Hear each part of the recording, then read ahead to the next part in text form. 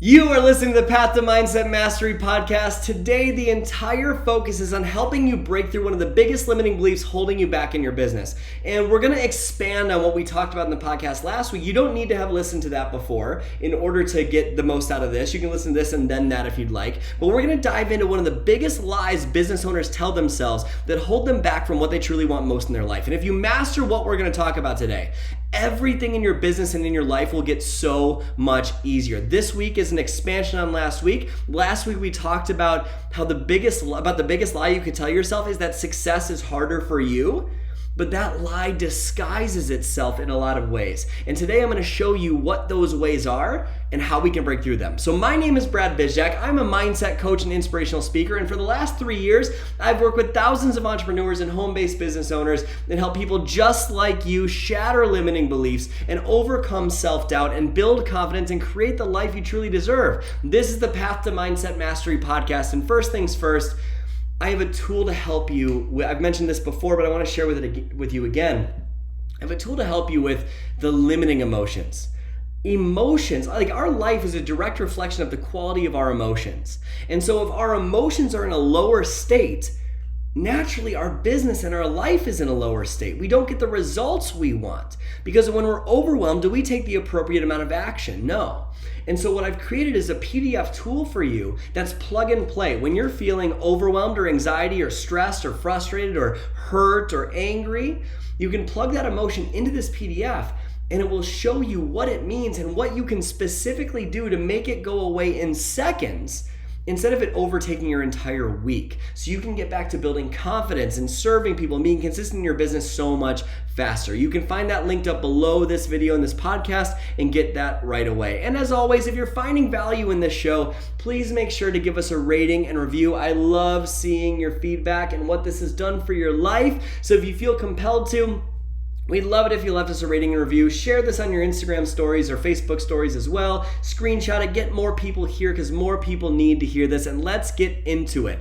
I want to bring awareness today. This is going to be a shorter episode into what we call the 10 pitfalls of victimhood. Last week we talked about how success, the biggest lie you could ever believe, is that success is harder for you or it's easier for other people. I shared some stories about my life and other people's stories that are really, really impactful. And it shows that if they've been through that, you can get through your stuff. Whatever you've been through, there's always someone that has been through more in some way, shape, or form. We talked about how our past is actually a blessing. And how if you take a look at the qualities of your life that you love the most, chances are they're because you want to be the opposite of the person that hurt you or the situation that hurt you. So if that person were who you wanted them to be, you wouldn't be you. So a lot of people have this victim mindset saying it's harder for me. You don't understand my past. You don't understand my business. I'm an introvert. I can't send these invites out there. I don't know enough people. But the most toxic lie you could ever believe is that success is harder for you. It is not true. Success is an even playing field, and it's given to the people that learn to appreciate their life, their past, present, and future. And it's so much simpler, but it disguises itself. The lie that success is harder for me disguises itself in what I found to be 10 different ways. So I want to bring awareness to these 10 ways, the 10 pitfalls of victimhood. And they're little lies you might tell yourself if you've ever been challenged by that belief that success is harder for you in any way. So living with a victim mindset is incredibly attractive because it gives you a way out of taking responsibility. It allows you to not solve the problem and it gives you a way out of doing something scary. So what I'm going to take you through these 10, I'm going to ask you to give yourself a rating on a scale of 1 to 10. 1 is, you know what, this is not a problem for me. I'm pretty rock solid here. And 10 is, yeah, this is really, really sounding like me. And here's my challenge for you. Look at these areas without judgment. Without judgment. Because if you judge yourself for how you're rating yourself here, then you're not going to be able to change it. But if you just notice it, instead of making it wrong, you can start to make the changes that will move your life forward. So make a promise to yourself before I go into this. There is no self-judgment. It's just noticing where I'm at. And in Appreciation Academy, I'll teach you how to break through all this stuff. But for now, I just want to see how true these feel for you and kind of shatter these limiting beliefs that might hold you back. So let's get in with number one. Number one, Other people's success is my failure. Have you ever looked at other people that are winning and you want to be happy for them, but you're like, it must be easier for them, or they have something that you don't have, and you kind of get jealous or envious and you compare yourself? Other people's success is not your failure. Other people's successes means possibility. It shows you what you can create in your life. Think about TV talk show hosts.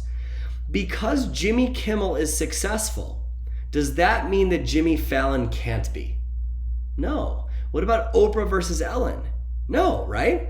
When we see other people's successes, we have to learn to appreciate it instead of judging ourselves. Because when we appreciate other people's successes, all of a sudden we align with being able to receive the lesson that comes from their success. We're able to see what they did and apply it to our lives. When their success equals our failure, we hold back from applying what they did because we just can't be like them. But when we appreciate their success and we're happy for them and we're proud of them and love them for it, it proves to us that success is possible for us too. And then we can go to them for mentorship or see what they did and apply it to our own business and life and move forward as well. So seeing other people's successes does not mean you are a failure. It means you can succeed too. Does that make sense? So give yourself a rating on a scale of 1 to 10 with where you are. 10 being that's totally me. I think other people's success is my failure. 1, not so much. Number two, the lie, or I shouldn't say the lie, the action of making things worse than they actually are. Right? I missed my goals in the month of June, therefore I'm a bad business owner and can't be successful in the month of July. Obviously, it's not true. But when you make things worse than they are, when you catastrophize things, you literally create the story you're trying to avoid. Let's say that you really want to be part of a networking group, but you're afraid of what people will think of you. And you build up these stories in your mind about how you just don't know if they're going to like you. You don't know if you'll be able to add value to them. Why would they want to be part of something like, be part of someone like you? And you build up all these stories about making it worse than it actually is. What ends up happening? You never join the group. You never get the networking group. You literally create a worse experience than what you were expecting by making things worse than they are. Write this in your notes. Great leaders see things as they are, not worse than they are. So if you miss a goal and say you're a failure, you take minimal action then, and then you get horrible results. So you literally create what you're trying to avoid. You have to learn to appreciate where you are and stop making it worse than what it actually is. Great leaders see things as they are, not worse than they are. So I want you to ask yourself something. If that is you, give yourself a rating. What are you getting out of making things worse than they are? Because you're getting something out of it, otherwise you wouldn't be doing it. What are you getting out of it? Is it a way out of something? Is it sympathy? What is it for you? And is that serving you? And what are the consequences if you keep doing that? That's number 2. Number 3, give yourself a rating here. Whatever I do, it won't be enough. You ever done that? Right? Like your worthiness is based on more. Well, more is a moving target. So question, what will be enough? Have you ever noticed the target of enough is moving and you're basing your self-worth on something that's next? So it's impossible to hit. So be honest with yourself though. The way to combat this is realizing how much you already do. The reason you probably feel miserable in this area, if you do, is that you're looking at it from the perspective of you should be doing more than you actually are right now. And when you should be doing more than you actually are right now, what's happening is that you're not seeing the beauty in what you've already done. And when you don't see the beauty in what you've already done, then you can't count your wins. And when you don't count your wins, you don't build confidence. So you need to start looking at what you have accomplished and being grateful for what you have accomplished. Learn to be appreciative for the baby steps, and the big steps get easier. Does that make sense? Okay, number 4. If I succeed, I'll screw it up. Well, first, if you're already having success in so many aspects, you're probably just not appreciating it, and you're trying to be perfect. But second, here's what's most important. If you succeed, you'll screw it up. Yes, you will. You will screw it up. Of course you're going to screw it up. How do you think people become successful? By learning from mistakes. You agree with that, right? So start applying it. Adopt failure as a beautiful thing. Appreciate the screw-ups, because that's what's going to teach you the lessons to move you forward in your life. Give yourself a rating there. Number 5. I've tried everything and it's not working. I've tried everything. Is that true? Have you tried everything? No, it's not true. Think if you tried everything, you would be successful. Think about weight loss. If someone says they've tried everything and can't succeed, is it true? No. Remember, it is not the how that matters. It's the mindset. I shouldn't say the how doesn't matter. The how matters, but the mindset matters more, because if you have the how but don't have the mindset, you won't apply the how. It's the mindset that matters more. 80% of success is psychology, 20% is mechanics. And honestly, just the fact that you're someone that listens to a podcast like this tells me that you don't believe you've tried everything. Otherwise, you wouldn't be trying to grow. Wouldn't you agree with that? So give yourself a rating there, scale of 1 to 10. Number 6, it's easier for successful people to be grateful. It's easier for successful people to be grateful. It's kind of the must be nice mentality. Like, do you ever compare yourself to other people's highlight reels? And you have no idea the obstacles they've faced. Write this down. You get rewarded in public for what you practice in private. I learned that from Tony Robbins as well. You get rewarded in public for what you practice in private. You don't see the behind the scenes of what people get rewarded for. So if I didn't share my story with you regularly, you wouldn't believe what's coming out of my mouth. So we need to see that when people are sharing wins on social media, you're not seeing what's going on behind the scenes. Does that make sense? So learn to appreciate the role models that are showing you what's possible, and respect that there's so much more going on behind the scenes that you don't know what's happening. They're not part of the lucky sperm club. They're in the club of working their ass off to find a way to get by, and they're excited about their wins. Learn to appreciate it and give yourself a rating on believing it's easier for successful people to be grateful. Number 7. Appreciation makes me feel like a fake. When you feel like success is easier for other people, you don't appreciate your life. Or when it's harder for you, you don't appreciate your life. And when you do appreciate your life with this belief, you feel kind of fake. Because appreciation is the antidote to all of that. But what's fake in finding the beauty in a tough situation? It's kind of like smiling in the mirror. All these studies show that it makes you happier. But in the beginning, wouldn't it feel weird to do it, to stand up and smile in the mirror? Yeah, just like anything, appreciation is a muscle. And the more you flex that muscle, the stronger it gets. It's like seeing a puppy trying to walk. They have these big floppy paws, right? But they grow into them and they learn to walk through practice over time. Same thing with appreciation. You just need to try it and do it and get into it, and slowly but surely you'll notice the beauty of your life come to fruition and you'll be able to notice it more. It's kind of like a pitcher of dirty water.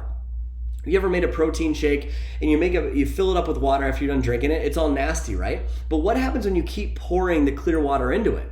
When you keep pouring the clear water into it, what eventually happens is the water clears up. But it doesn't clear up right away. Slowly but surely you remove the gunk. You gotta scrape the peanut butter off the freaking sides, right? Slowly but surely it gets better. That's what happens when you do this. It's not perfect all the time. You just need to slowly but surely practice this, and it gets easier to find things to be grateful for. Number 8, so actually give yourself a rating on the belief, appreciation makes me feel like a fake. Is that true? Not true. Number 8, what they did was unforgivable. And this is for the real trauma. This is the dark stuff that you wish never happened to you, or I should say for you. And if that's you, my friend, I'm genuinely sorry that you went through that traumatic event. But for now, you need to appreciate the growth that came from it. You need to appreciate the qualities in your life that are beautiful because of that pain. You need to appreciate how much stronger you have gotten. You need to appreciate it. I'll teach you the skill of forgiveness in Appreciation Academy. What I'm saying is, we do not condone what they did.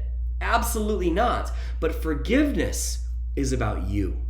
It's about taking responsibility for how you feel go forward. It's not letting an event or a person dominate your emotional state. The antidote to trauma is forgiveness. We'll work through that in detail in Appreciation Academy if you decide to join one day. But we need to remember that what they did is forgivable. It's a choice not to forgive. It's always forgivable. You can choose to forgive something. You're just deciding not to. And that's okay. There's no judgment for that. You might want to hold on to that a little bit longer because we're getting something from it. We're getting something from holding on to that.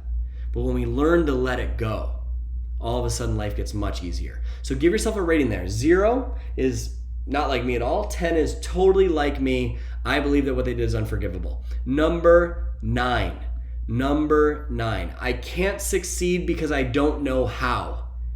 How many times have you said, I don't know how to do this, so what's the point of even trying? It's that perfection mindset, right? Perfectionists do one of 3 things. They either don't start because they don't know how and feel miserable. They do things perfectly and get a result and still feel miserable. And like it's not enough because then they're thinking on what's next, what I didn't do next. Or number 3 is things don't go in line with their expectations of how it should have gone. And so they feel miserable. So if you can't succeed because you don't know how, it's living in perfection. And write this down. You won't know how until you start. You can read every book in the world, but the greatest education comes from experience. Doesn't that make sense? If you don't start because you don't know how, you won't succeed anyways. I love the quote, again, from Tony Robbins. I'm a big Tony Robbins guy. I love the quote. Success is a result of good judgment. Good judgment is a result of experience, and experience is the result of bad judgment.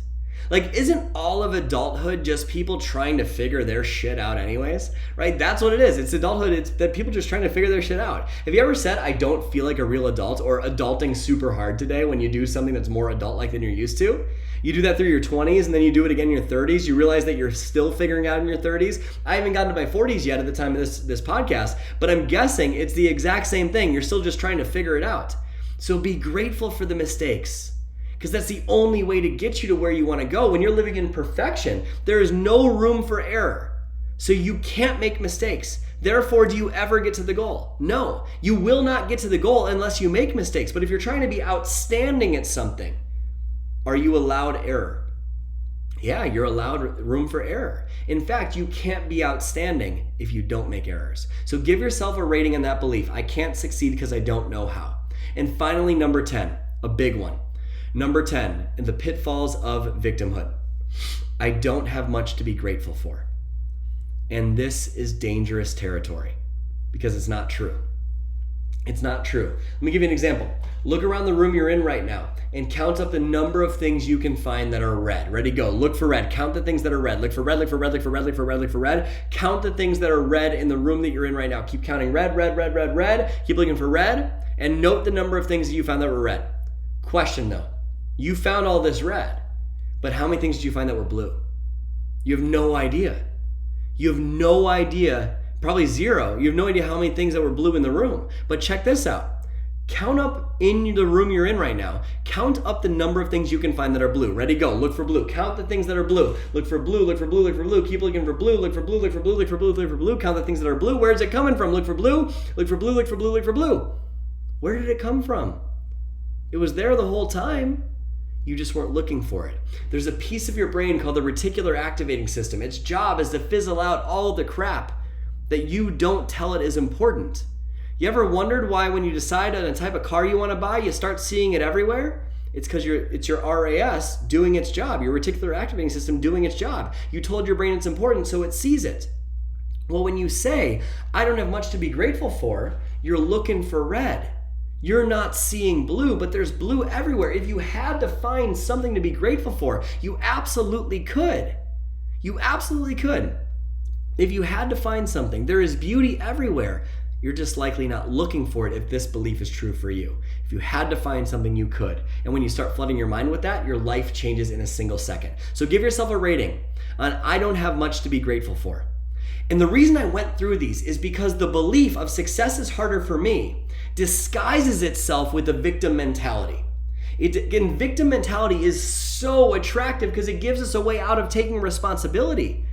It allows us to blame something else. And blame, it might be a good short-term way of avoiding pain, but it's a long-term strategy for misery.